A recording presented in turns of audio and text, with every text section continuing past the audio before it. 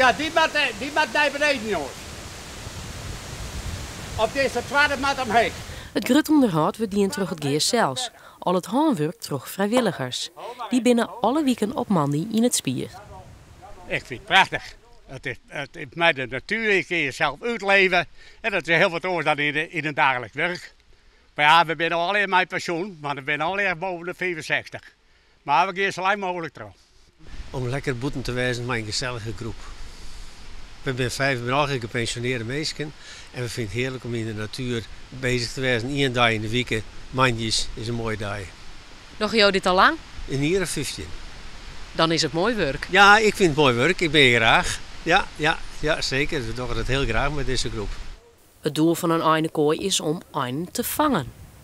In de eindekooi daar binnen tamme einen, staaleinen, en die worden voerd door de kooiker. Daarom blijven ze erin. De kooiker die voor het einden, en dat weten ze, dan gaan ze naar de piepen daar. Maar dan ben ik wilde einden in de kooi kwam. Die ben een lokken door die staaleinen. En die zwemmen mij de tamme einden de piep in. Dan let de kooiker hem zien en die wilde einden die vliegen dan verder de piep in.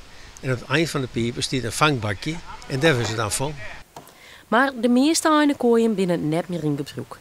Ook deze eindekooi in Suward wordt benammen vanwege het erfgoed onderhouden. Het oude ambacht kennen we hier mooi machine leren van hoe wordt zo'n eindekooi opbouwd, hoe wordt er onderhouden, wat kan er maar dienen worden. En ook het verhaal van het vangen van einden kun je mooi leren op zo'n manier. Maar de kooien binnen vanzelfs ook een oase in de natuur. Er zitten nog kwalijk aan, maar wel een heel soort orenvogels en een grut verskaat om planten en bjemmen.